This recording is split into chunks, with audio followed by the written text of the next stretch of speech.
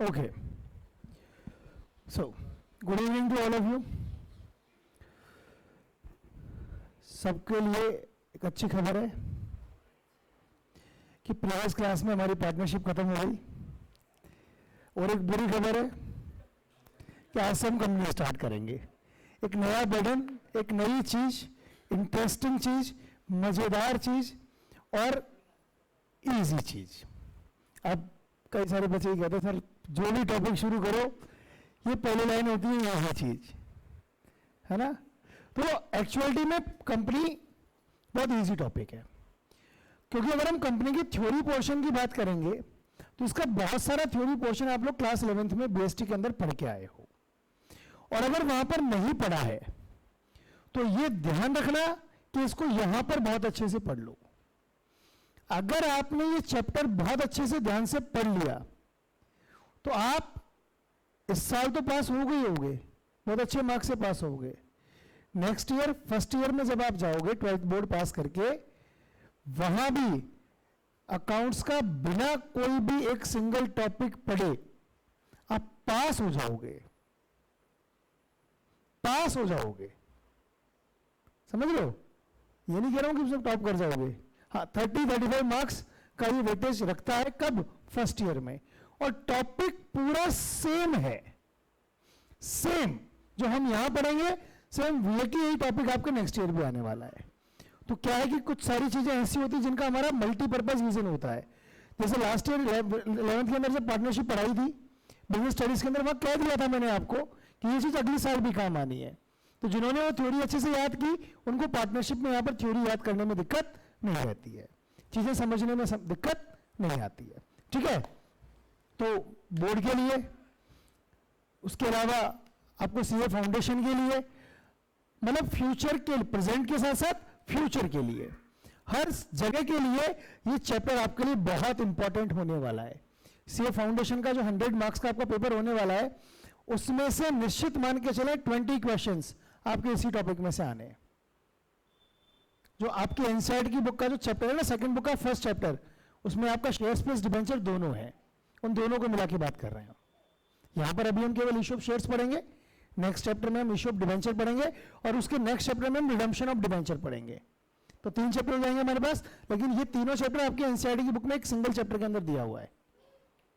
ठीक है ना। तो वो अगर आप एनसीईआरटी के पर्पज से देखें तो आपका एक चैप्टर में से 20 क्वेश्चन आने, जो कि हम यहां पर कंप्लीट करने वाले हैं। 1 मंथ का हमारा टारगेट रहने वाला है। आज क्या डेट है? 11th अक्टूबर। 11th नवंबर तक हमारा ये कंपनी वाला पोर्शन कंप्लीट हो जाना चाहिए। ठीक है ना।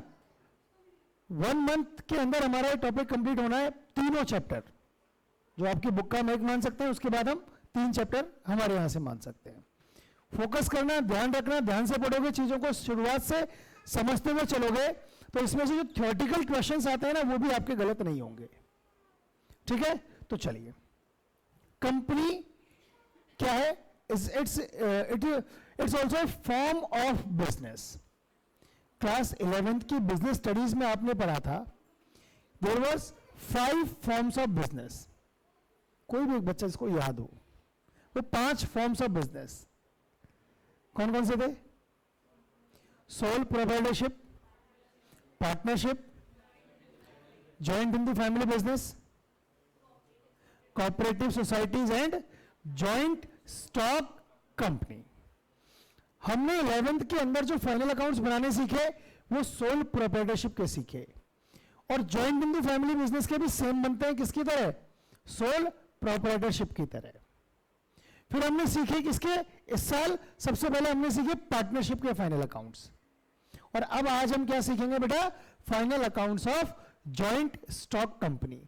लेकिन हम जॉइंट स्टॉक कंपनी के केवल फाइनल अकाउंट्स बनाना नहीं सीखेंगे, हम इसके अंदर एक और पर्सपेक्टिव देखेंगे कि जब कंपनी को फॉर्म किया जाता है तो कंपनी को कुछ पैसे की आवश्यकता होती है, वो फंड का अरेंजमेंट कंपनी कहां से करती है, और जो अरेंजमेंट करती है उसके लिए अकाउंटिंग ट्रीटमेंट्स क्या होते हैं।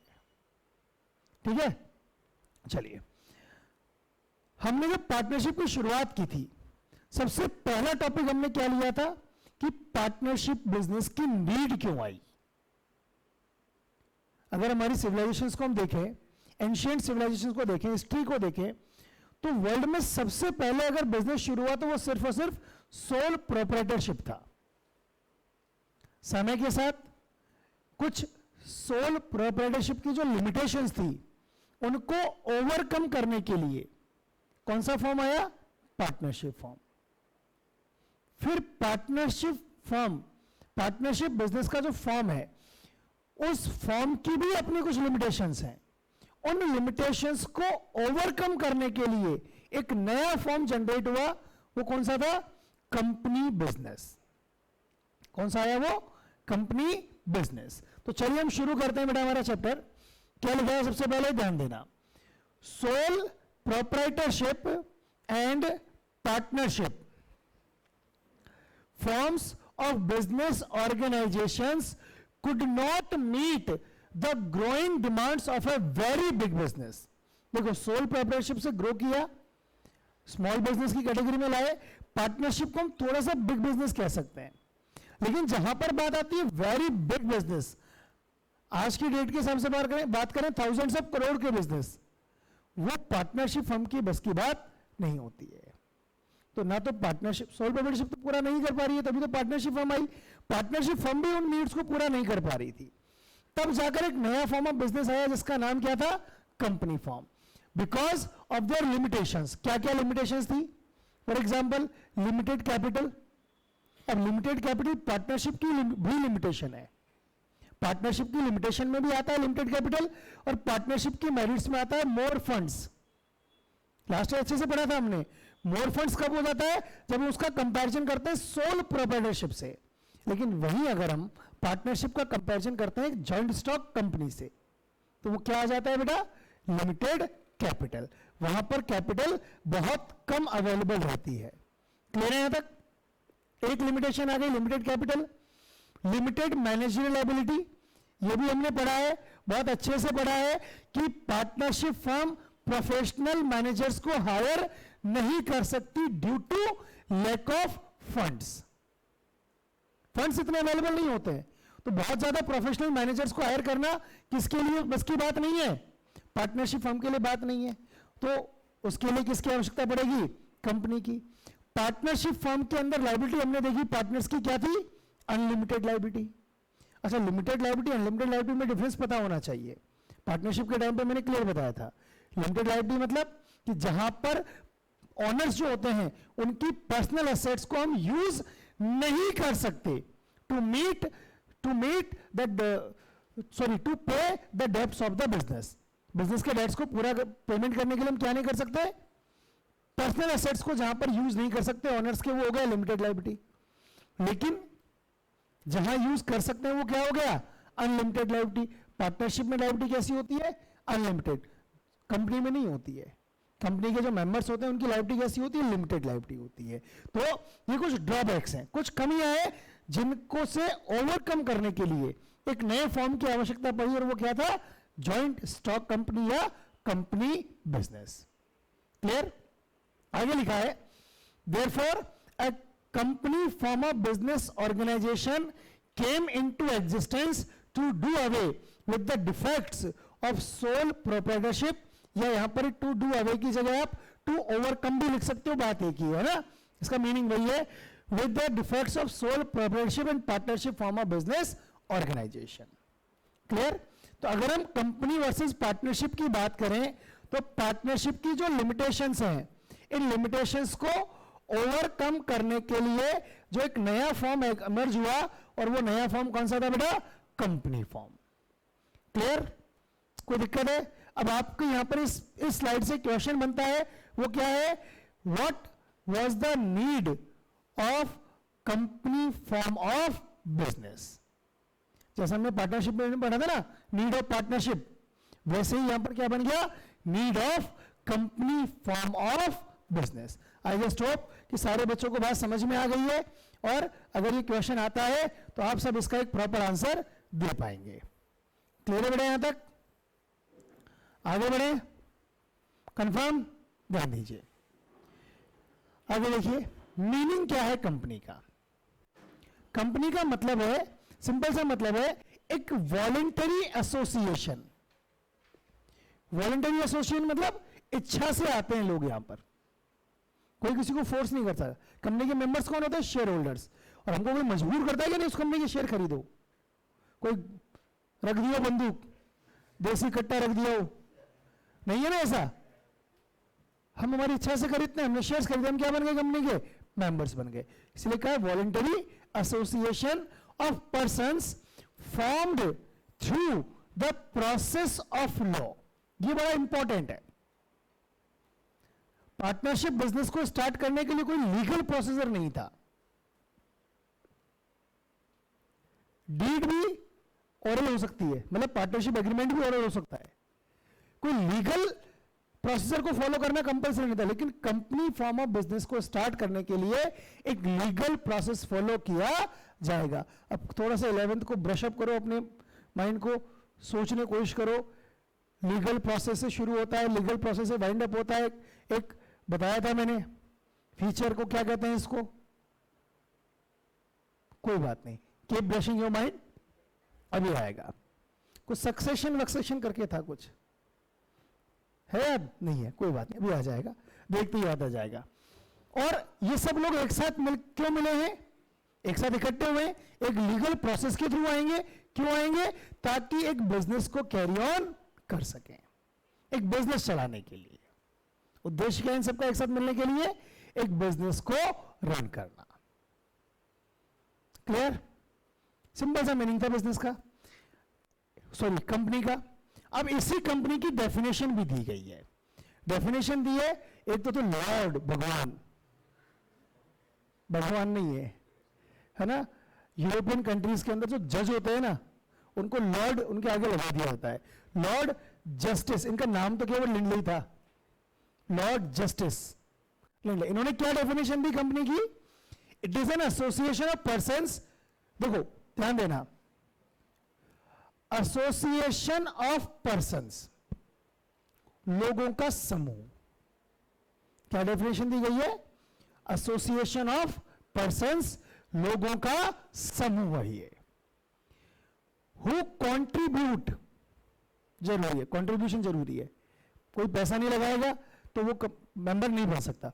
हु कॉन्ट्रीब्यूट मनी और मनीज वर्थ, या तो पैसा लगाओगे या उस पैसे के इक्विवेलेंट का आप कोई ना कोई कुछ ना कुछ कॉन्ट्रीब्यूट करोगे।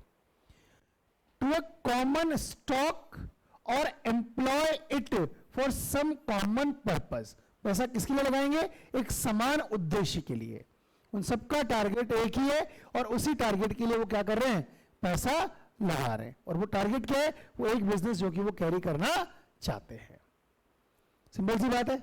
डेफिनेशन समझ में आ जाती है तो बहुत अच्छी बात है, नहीं आती तो रख लो, और कोई ऑप्शन हमारे पास है नहीं इसके अलावा। क्लियर? आगे लिखा है प्रोफेसर हेनले, इन्होंने भी एक डेफिनेशन दी है। देखो एक एक डेफिनेशन में से आपको फीचर्स निकल के आएंगे। क्या लिख दिया यहां पर कि company is an artificial person. Why company is an artificial person? एक नेचुरल पर्सन क्या कर सकता है? एक सिंपल सी बात करें, what a natural person can do? Sleep, wake up, walk, bath, talk, come, go, eat, drink, कर सकता है ना सब। इसके अलावा buy something on its name, sell something on its name, can sue to someone, किसी के ऊपर केस कर सकता है, and can B sued by someone, कोई भी उसके ऊपर केस कर सकता है, can enter into a contract, किसी के साथ कॉन्ट्रैक्ट कर सकता है। ये सारे काम एक नेचुरल पर्सन कर सकता है।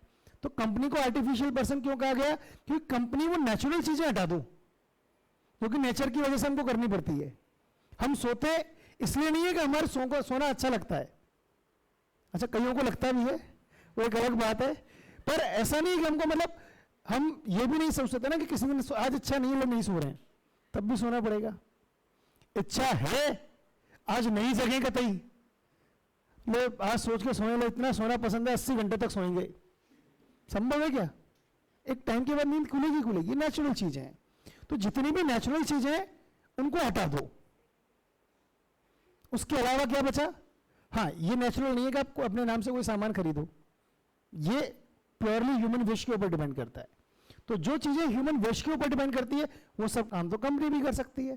Company can purchase assets on its name, company can sell assets, company can sue to someone, company can be sued by someone. So a company can also do all the things that a human being do, but only those things which are under the control of the human being, वो सब company कर सकती है। इसीलिए हमने क्या कहा यहां पर, company is an artificial person. ये क्वेश्चन बन जाता है, बड़ा इंपॉर्टेंट चीज है यहां पर, आपको एक लाइन बन जाता है, company is an artificial person, explain और हाउ। ठीक है ना?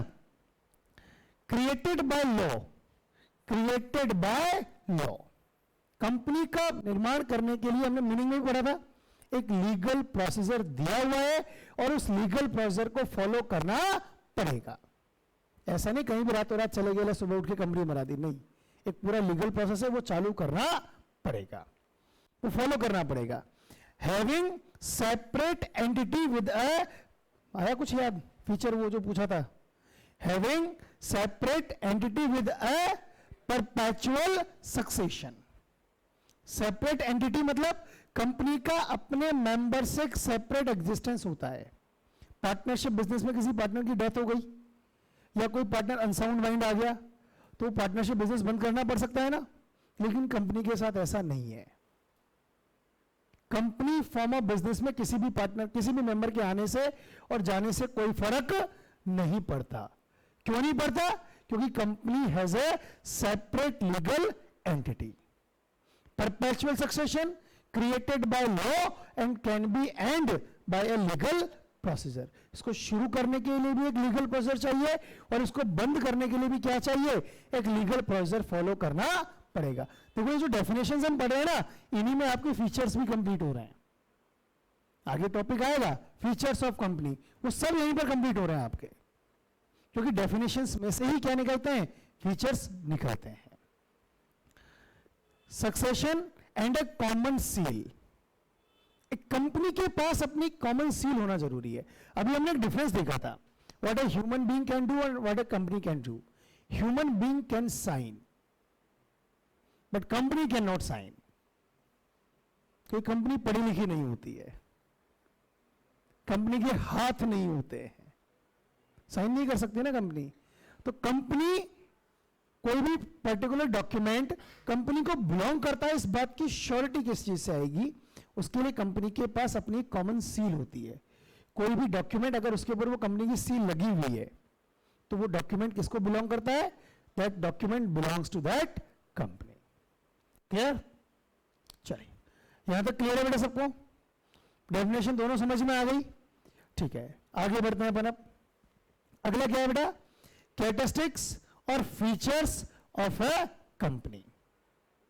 सबसे पहला फीचर सेपरेट लीगल एंटिटी।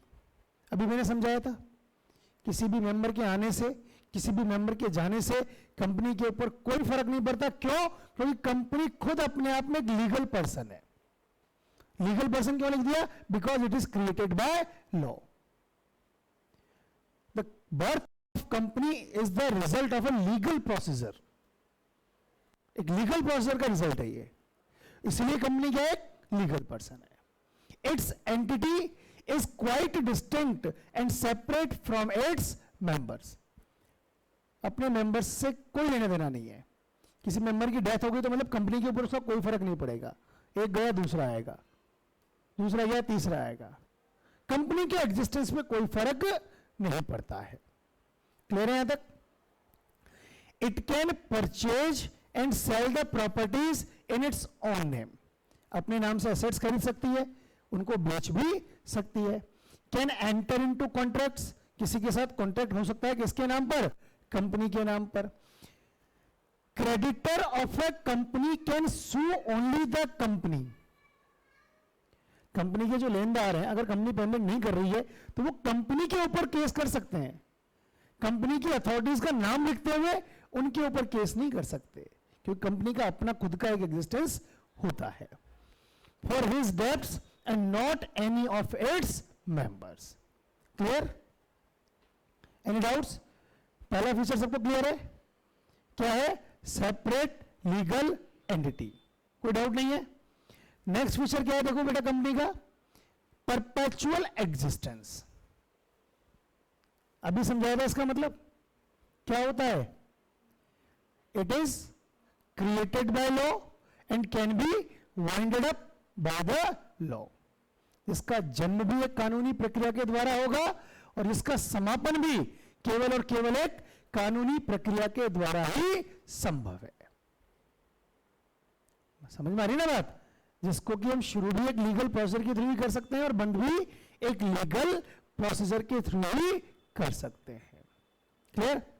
क्या लिखा है ध्यान दीजिए, the existence of a company is not affected by the retirement, death, lunacy. Lunacy क्या होता है? वही पागलपन, ठीक है ना? ल्यूनेसी और insolvency of its members.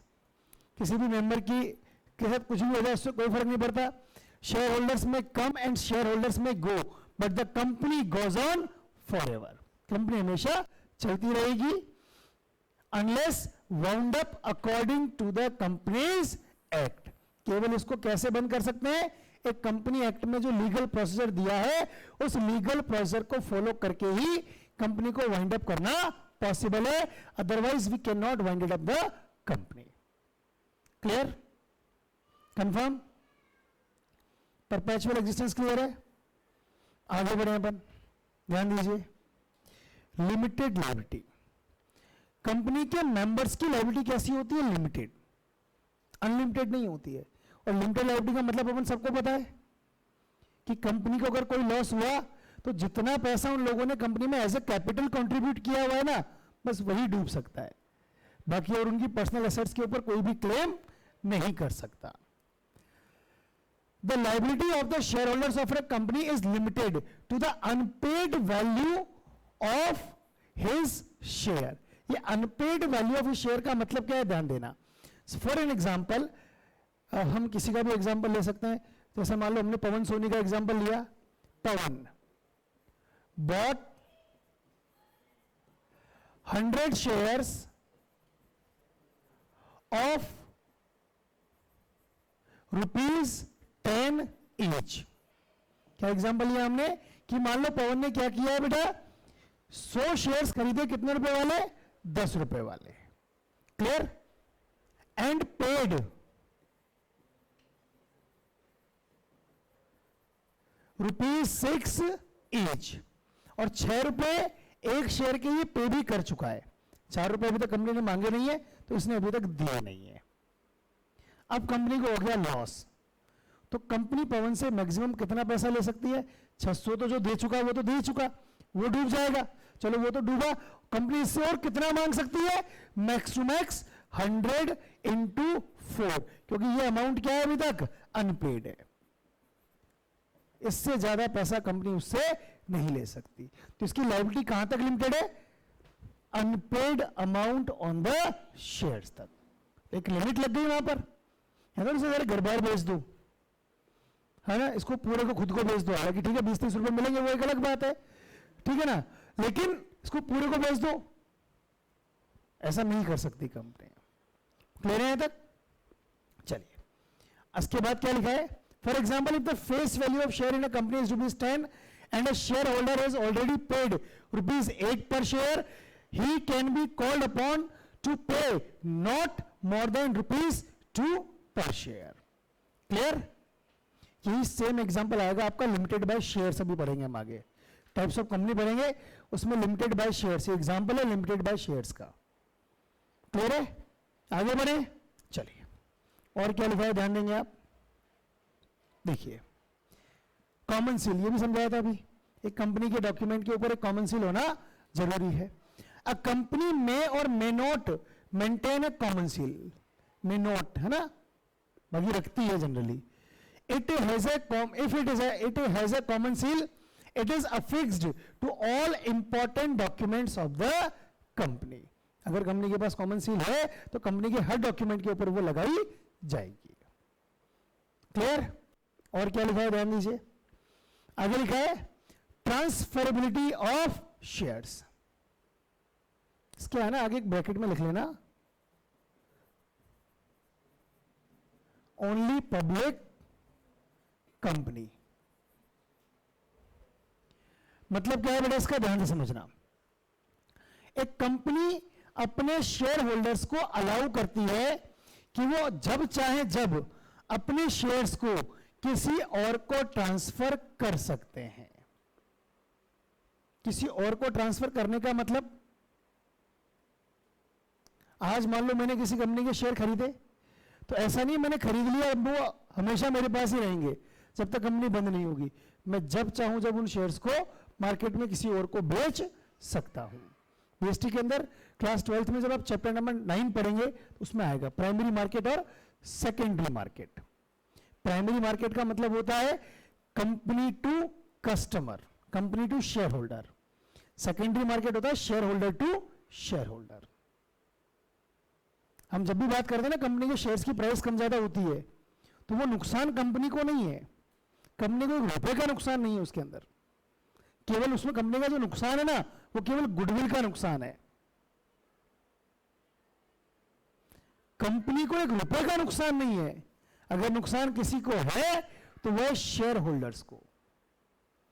For example company ने कोई शेयर ₹100 में इशू किया, अभी एग्जांपल लेते हैं, रिसेंटली पेटीएम ने शेयर इशू किए थे।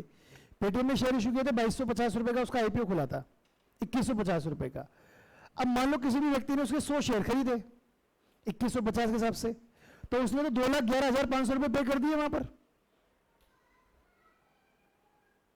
2150, हाँ उसके 100 शेयर खरीदे जो भी बनता है, 2,15,000 उसने पे कर दिए।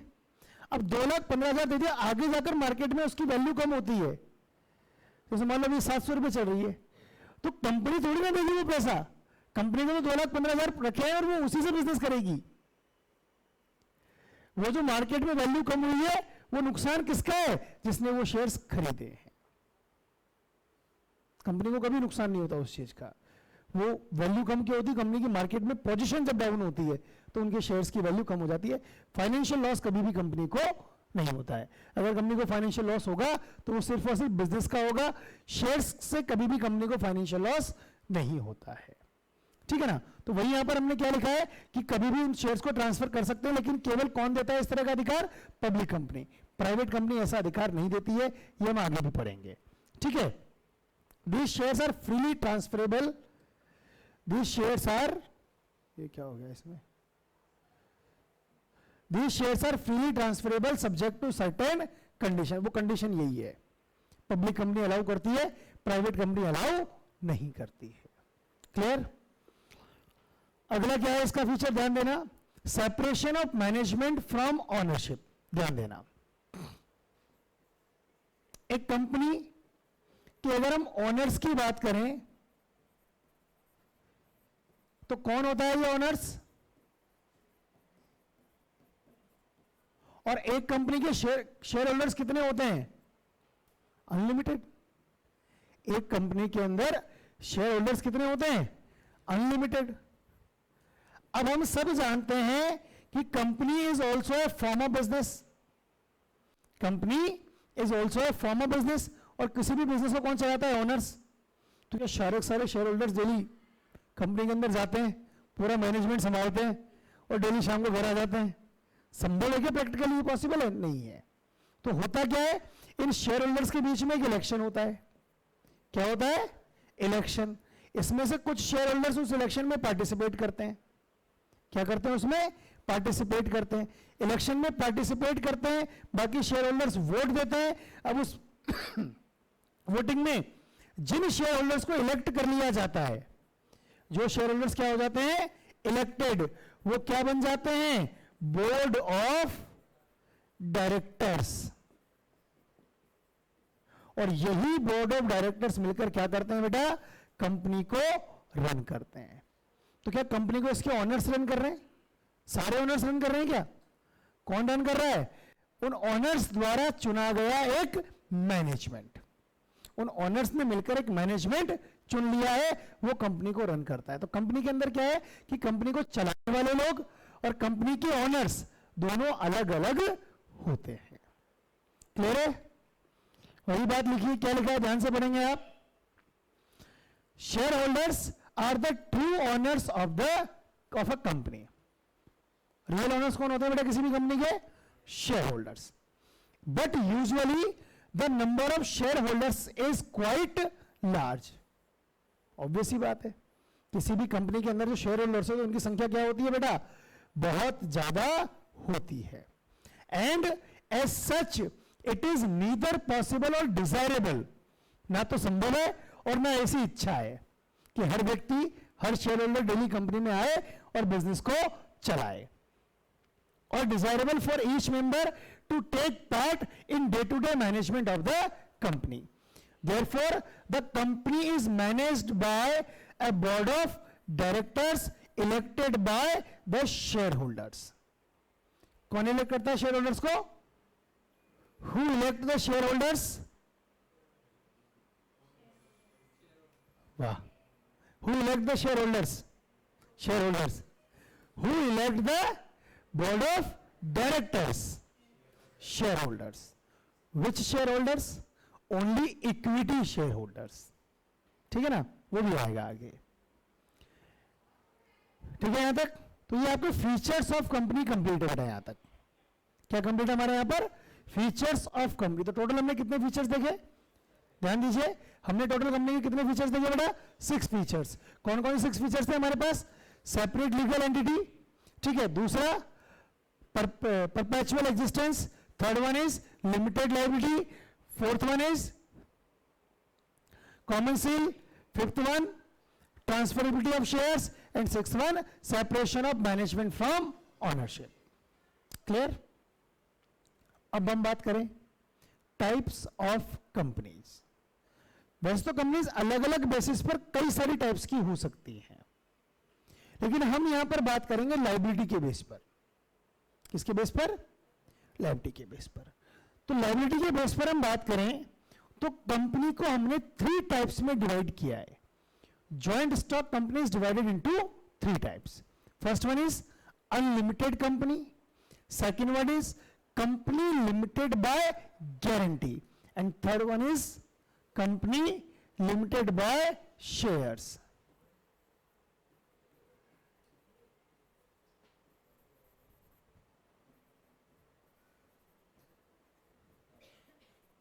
Company limited by shares, company limited by guarantee. ठीक है बेटा? अब जो कंपनी लिमिटेड बाय शेयर्स है ये फिर कितने टाइप की है? 3 टाइप्स की। कौन कौन सी? प्राइवेट कंपनी, पब्लिक कंपनी और 1 पर्सन कंपनी। ठीक है? एक बात का एक और चीज ध्यान रहे कि इंडिया में कंपनी बिजनेस को रेगुलेट करने के लिए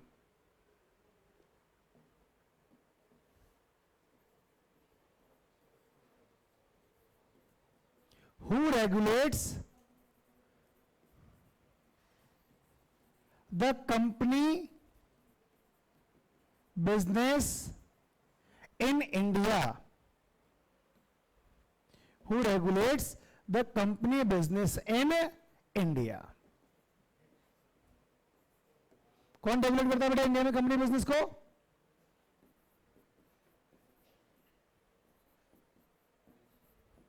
इंडियन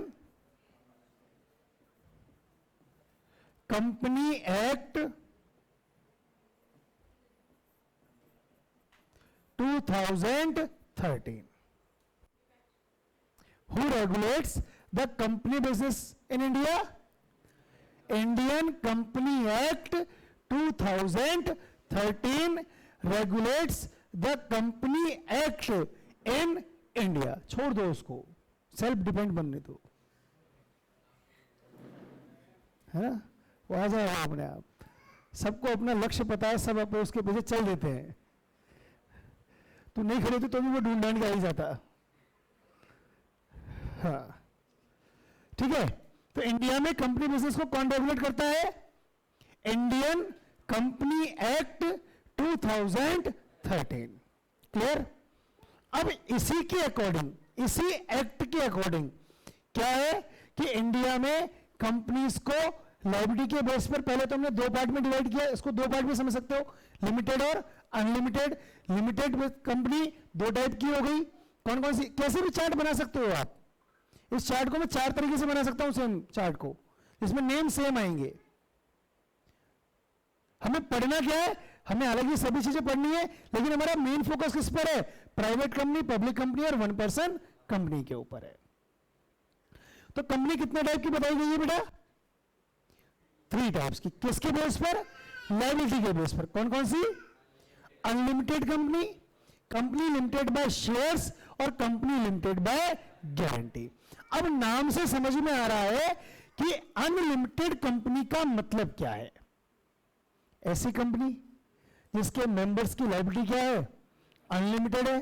कंपनी के लॉसेस को पूरा करने के लिए उसके मेंबर्स के घर बार संपत्ति, जेवर जवाहरात, घर बार, घोड़े, हाथी, चांदी, सोना, पत्थर, बर्तन सब बेच दो, कंपनी का लोन चुकाओ। लेकिन तो अब इंडिया में लोगों के पास ये सब चीजें है ही नहीं, तो इंडिया में ऐसी कंपनी की आवश्यकता भी नहीं है, तो हमारी गवर्नमेंट ने बैन कर दिया।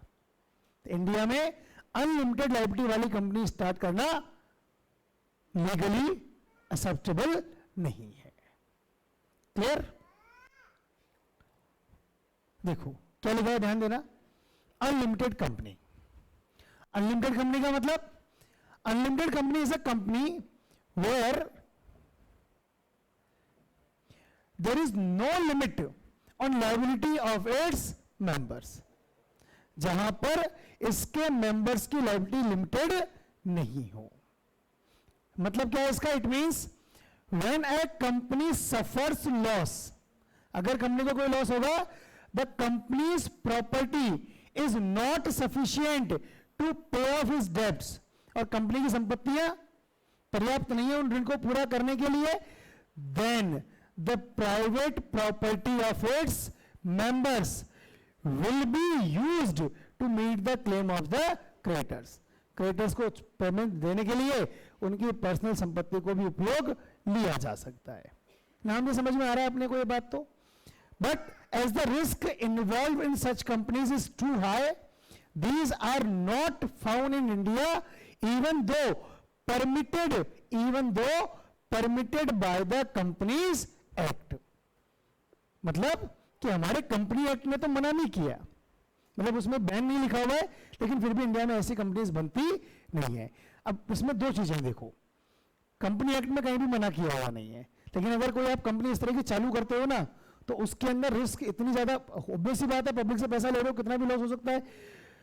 तो उस वजह से क्या है कि हमारी गवर्नमेंट इसकी परमिशन नहीं देती। ध्यान रखना, मैंने पहले भी ये बोला था कि हमारी सरकार अनुमति नहीं देती है। मैंने ये नहीं कहा था कंपनी एक्ट अनुमति नहीं देता है, कंपनी एक्ट के द्वारा परमिटेड है, लेकिन जब वो लीगल प्रोसीजर में जाता है तो हमारी जुडिशरी में वहां पर उसके ऊपर स्टे लगा दिया जाता है। ठीक है ना, ऐसी कंपनीज को ऑपरेशनल नहीं होने दिया जाता है। क्लियर है, बात समझ में आ गई? पहली चीज समझ में आ गई, अनलिमिटेड कंपनी। दूसरा कौन सा था बेटा इसके अंदर आपका, इसको पढ़ेंगे, कंपनी लिमिटेड बाय गारंटी। क्या मतलब है इसका, what do we mean by company limited by guarantee?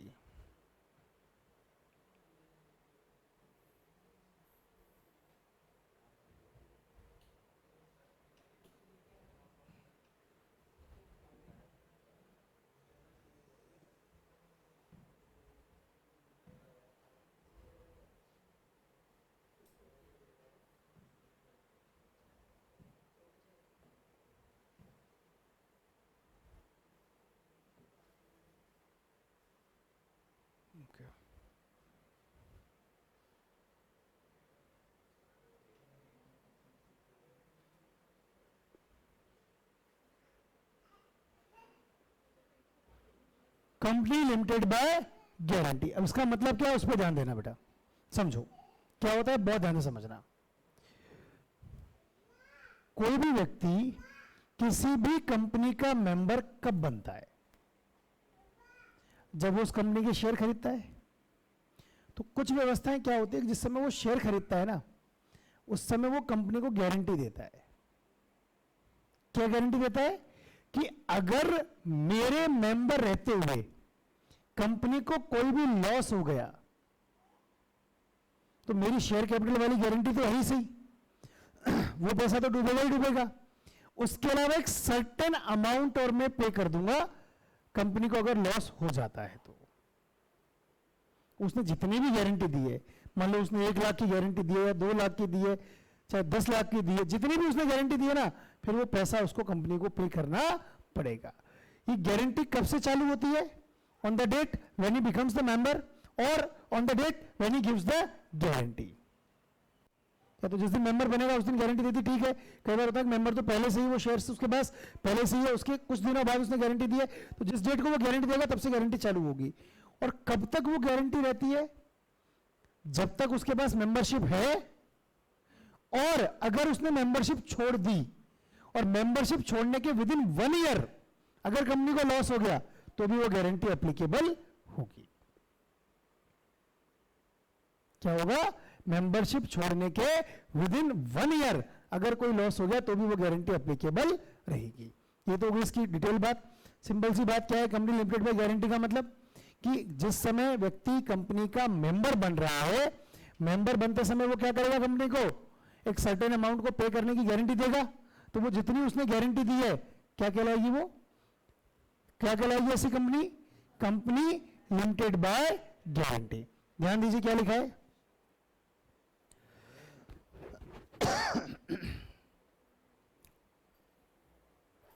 देखिए, in case of such a company the liability of the members is limited to the extent of the guarantee given by them, to the extent of guarantee given by them in the event of winding up of the company। और पैसा उनको कब पे करना पड़ेगा? कर company बंद। तो कंपनी के लॉस होने का मतलब यही है, कंपनी की लायबिलिटी अराइज ही तब होती है जब कंपनी को लिक्विडेट करने की स्थिति आ जाए, वरना लायबिलिटी अराइज नहीं होती है। Clear? The liability of its members will arise only in the event of winding up of the company. केवल कंपनी बंद होने की स्थिति में ही वो लायबिलिटी अराइज होती है। वो तो बच्चा है ना?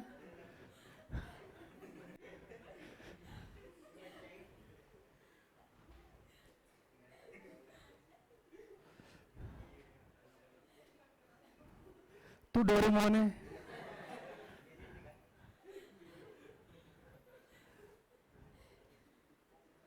या नोबिता है? और क्या होते हैं? शिनचैन है? क्या है तू? मतलब जो उसको एंटरटेन कर रहा है। बच्चे इसी से एंटरटेन होते हैं नहीं आजकल। तो तेरे को वो क्या समझ रहा है? वो एक हो रहा है ना वूफी, वूफी क्या है वो? स्कूफी। स्कूफी नहीं देखा कभी? कुत्ता है एक।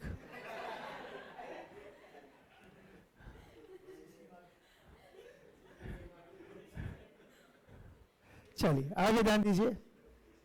क्लियर है यहां तक? अगला क्या है बेटा हमारे पास? चलो back to class. Company limited by shares. Company limited by shares का मतलब मैंने अभी भी बताया था आपको, जितना अनपेड अमाउंट है केवल उतनी उनकी लायबिलिटी रहती है। समझाया था अभी एग्जाम्पल के साथ। याद नहीं है तो मैं आपके सामने एग्जाम्पल वापस रख देता हूं, आपको समझ में आ जाएगा, याद आ जानी चाहिए चीजें। समझाया था मैंने अभी, ठीक है ना, कि कंपनी की लायबिलिटी कहां तक है? जितना उसने अभी तक अमाउंट पे नहीं किया है, शेयर होल्डर्स की लायबिलिटी वहीं तक होती है। क्या लिखा है ध्यान देना, company limited by shares. In such a company the liability of the members is strictly limited to the extent of the nominal value of shares held by each of them। जितने रुपए के उसने शेयर्स खरीद रखे हैं ना, केवल maximum liability वहीं तक होगी, उससे ज्यादा लायबिलिटी नहीं जाएगी। If a member is already paid the full amount of the shares, अगर मेंबर ने पहले से जैसे 10 रुपए के शेयर थे 10 के 10 उसने पे कर दिए, he will not be liable to pay any amount, क्योंकि केवल कौन सा अमाउंट पे करता है? वो unpaid amount। If a member has partially paid shares, he can be forced to pay the remaining amount during the existence of the company as well as during the winding up। partially pay किया तो वो remaining amount उसको पे करने के लिए कहा जा सकता है। क्लियर है? सच कंपनीज मे बी सब divided into private company, public company और वन पर्सन कंपनी। क्लियर? पढ़ते हैं। प्राइवेट कंपनी, ध्यान रखना सेक्शन कौन सा है? 268। प्राइवेट कंपनी कौन सी होती है? प्राइवेट कंपनी का मतलब है ऐसी कंपनी जो अपने आर्टिकल्स ऑफ एसोसिएशन, याद है कुछ क्या होते हैं? कंपनी के इंटरनल मैनेजमेंट के लिए जो एक डॉक्यूमेंट प्रिपेयर किया जाता है वो क्या कहलाता है? Articles of association. और कंपनी के एक्सटर्नल मैनेजमेंट के लिए मेमोरेंडम ऑफ एसोसिएशन। बहुत बढ़िया, प्राउड ऑन मी, अच्छा पढ़ाया मैंने, है ना? चलिए आगे देखिए। Private company is one which bye it's articles of association, कौन सी है? मैंने अभी समझाया था, ट्रांसफरेबिलिटी ऑफ शेयर्स के लिए अलाउ कौन करता है? केवल पब्लिक कंपनी। प्राइवेट कंपनी क्या करेगी? रेस्ट्रिक्शंस लगाएगी। क्लियर? इसके अंदर मिनिमम मेंबर्स कितने होते हैं? 2। मिनिमम मेंबर्स 2 और मैक्सिमम मेंबर्स कितने हो सकते हैं? 200। और 200 में लेकिन ये जरूर है कि ऐसा कोई भी व्यक्ति या वो जो है तो कंपनी का भी प्रेजेंट में एम्प्लॉई है या पहले कंपनी का एम्प्लॉय था किसी प्राइवेट कंपनी का, तो वो उसमें इंक्लूड नहीं करते हैं, उनको छोड़ देते हैं। मान लो ऐसे 50 लोग हैं जो या तो अभी एम्प्लॉई है पहले एम्प्लॉई थे, तो इस केस में कंपनी के मेंबर्स 250 हो सकते हैं। क्यों? क्योंकि वो 50 जो लोग एम्प्लॉइज थे पास्ट या प्रेजेंट, उनको इस कैटेगरी में शामिल नहीं किया जाता है। तो मैक्सिमम लिमिट कितनी है? 200 excluding present and past employees. Clear है बेटा? आगे देखिए, एक और चीज, कभी भी प्राइवेट कंपनी पब्लिक को अपने शेयर्स इश्यू करने के लिए इनवाइट नहीं कर सकती। तो हम जो इश्यू ऑफ शेयर्स की एंट्रीज पढ़ेंगे ना, वो सब किसकी पढ़ेंगे? पब्लिक कंपनीज की। Private companies are not allowed, they can not issue any prospectus. तो फिर अपने शेयर्स कैसे बेचेंगे? केवल अपने यारों को, दोस्तों को, रिश्तेदारों को, नातेदारों को, जो उनके मेंबर्स है ना, जो उसके प्रमोटर्स है, वो जिसको जानते हैं पर्सनली, उससे ही जाकर अपने शेयर्स बेच सकते हैं। ऐसे पेपर में ऐड देके अपने शेयर्स को वो क्या नहीं कर सकते? पब्लिक को इश्यू नहीं कर सकते। क्लियर? इसके अलावा इंपॉर्टेंट चीज, प्राइवेट कंपनी के लिए आवश्यक है कि वो अपने नाम के आगे प्राइवेट लिमिटेड वर्ड को यूज करे, कंपल्सरी है। प्राइवेट कंपनी का मतलब समझ में आ गया?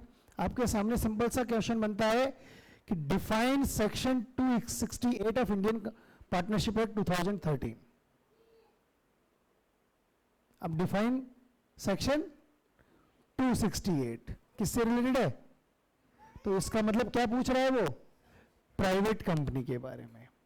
ये ध्यान रखना है ना, क्वेश्चन जरूरी नहीं है पूछे व्हाट इज प्राइवेट कंपनी, ये तो बड़ा सिंपल है, तो सब लिख देंगे। क्वेश्चन कैसे पूछेगा? Define section 268। अब सेक्शन 268 पहले तो ये सोचो क्या होता है, फिर उसके अंदर क्या है वो लिखो, ठीक है ना? तो ये ध्यान रखना इस चीज का। जैसे अभी आपको मैंने टर्मिनल एग्जाम में क्वेश्चन दिया था, क्या था? Define section 44 of Indian partnership act 1932। Open कर दे उसको, निकल जाएगा ये। सीढ़ियों गेट देख लेना, वो बंद है ना? है गेट है, वहां जाके थोड़ा देख ले, अगर खुद नहीं दिख रहा है तो वहां जाके देख ले, गेट लगा हुआ है सीढ़ियों में।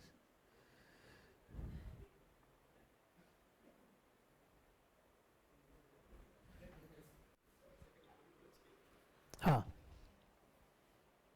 ठीक है, ये बात क्लियर है ना? प्राइवेट कंपनी का मतलब समझ में आ गया। आगे हम बात करते हैं अगली कंपनी के बारे में, जो क्या है?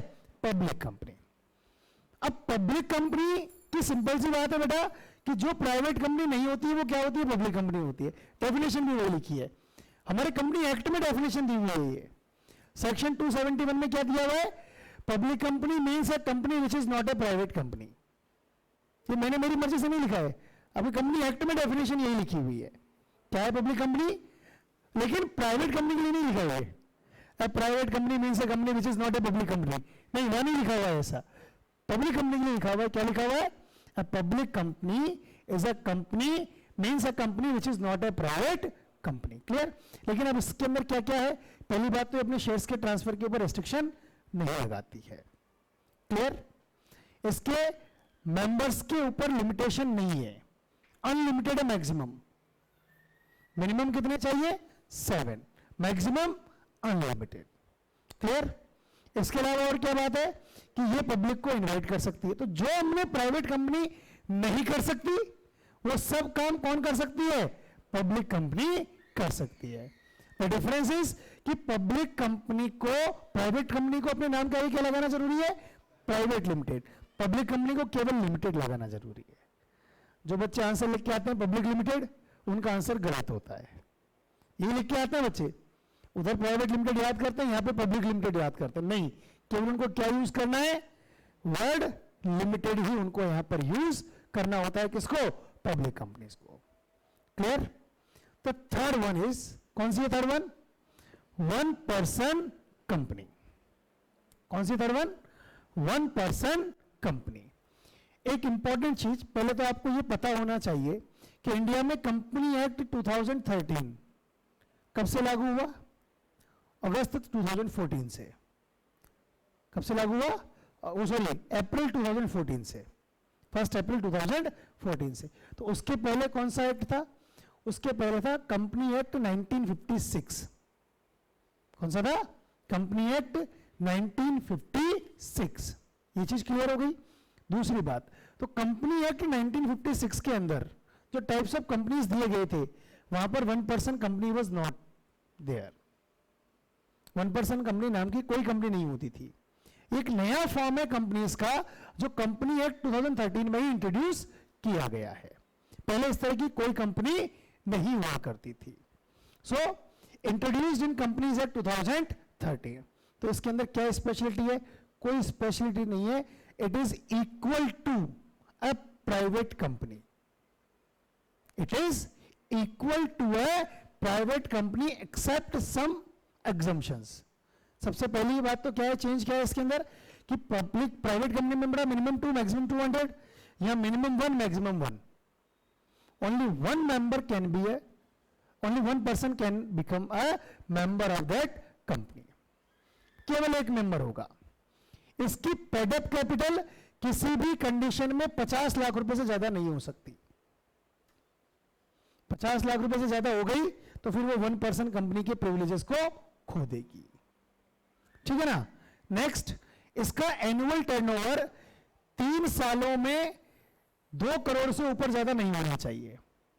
पिछले 3 साल में 2 करोड़ से ऊपर ज्यादा नहीं होना चाहिए। एनुअल टर्नओवर मतलब एनुअल सेल्स किसी भी कंपनी की। कौन सी कंपनी की? वन पर्सन कंपनी की। ठीक है? An OPC one person company can not convert itself into a public और प्राइवेट कंपनी। ये पब्लिक या प्राइवेट कंपनी में कन्वर्ट नहीं हो सकती। कब तक? Unless a period of 2 years has expired from the date of its incorporation। बनी है तो कम से कम 2 साल तो इसको वन पर्सन कंपनी की तरह ही चलना पड़ेगा। अगर 2 साल से ज्यादा हो जाए तो फिर आगे जाकर ही अपने आप को प्राइवेट कंपनी या पब्लिक कंपनी में कन्वर्ट कर सकती है। Okay, and conversion is mandatory when paid up capital increased beyond ₹50 lakh. हमने पढ़ा ना 50 लाख रुपए से ऊपर नहीं हो सकता। अगर पेड अप कैपिटल 50 लाख रुपए से हो गई तो इसको वन पर्सन कंपनी का दर्जा नहीं रहेगा, तो इसको या तो प्राइवेट कंपनी या पब्लिक कंपनी बनना पड़ेगा, या इसके पिछले 3 सालों की सेल 2 करोड़ से ऊपर निकल गई तो भी इसको प्राइवेट कंपनी या पब्लिक कंपनी में कन्वर्ट होना पड़ेगा। क्लियर? ये थे आपके टाइप्स ऑफ कंपनीज। एक लास्ट टॉपिक और लेंगे हम आज के लिए, और वो क्या है? वो है आपका difference between public company and private company. क्या टॉपिक लेंगे हम? Difference between public company and private company. हमने पब्लिक कंपनी पढ़ लिया, प्राइवेट कंपनी पढ़ लिया, उसी के साथ हम इस डिफरेंस को भी आज कंप्लीट करेंगे। ठीक है? तो ध्यान दीजिए, क्या दिया हुआ बेटा अपने को? सबसे पहला difference, number of members. Private company में मिनिमम 2, मैक्सिमम 200, एक्सेप्ट या एक्सक्लूसिव या एक्सक्लूडेड, कुछ भी लिख देना। ठीक है ना? Past and present employees. जबकि पब्लिक कंपनी के अंदर मिनिमम मेंबर्स, मैक्सिमम अनलिमिटेड, कोई लिमिटेड नहीं है। Invitation to the public, public को शेयर्स खरीदना प्राइवेट कंपनी के लिए अलाउड नहीं है, जबकि पब्लिक कंपनी के लिए अलाउड है। क्लियर है? एक और difference, transfer of shares, private company restriction लगाती है, पब्लिक कंपनी रेस्ट्रिक्शन नहीं लगाती है। आर्टिकल्स प्रिपेयर करना प्राइवेट कंपनी के लिए जरूरी है, सारी प्राइवेट कंपनीज के लिए, लेकिन पब्लिक कंपनीज के लिए सबके लिए जरूरी नहीं है। Preparation of article is necessary, लेकिन in the case articles are not registered, the provision of table F of schedule first given in companies act 2013 shall apply. मतलब आर्टिकल जरूरी है, लेकिन मान लो किसी पब्लिक कंपनी ने नहीं बनाया तो ऑटोमेटिकली उसके ऊपर वो टेबल एफ के प्रोविजंस एप्लीकेबल हो जाएंगे। तो आर्टिकल बनाना जरूरी नहीं है ना, यहां ऐसा नहीं है। अगर प्राइवेट कंपनी ने आर्टिकल ऑफ एसोसिएशन नहीं बनाया तो इनके ऊपर टेबल एफ के प्रोविजन अलाउड नहीं होंगे, ये तो कंपनी ही इनवैलिड डिक्लेयर हो जाएगी। बात समझ में आई? आर्टिकल ऑफ एसोसिएशन है, ये मेमोरेंडम ऑफ एसोसिएशन नहीं है, ठीक है ना। और क्या डिफरेंस है ध्यान देना। Number of directors, private company में कम से कम 2 होना जरूरी है, पब्लिक कंपनी में कम से कम 3 डायरेक्टर्स होना जरूरी है।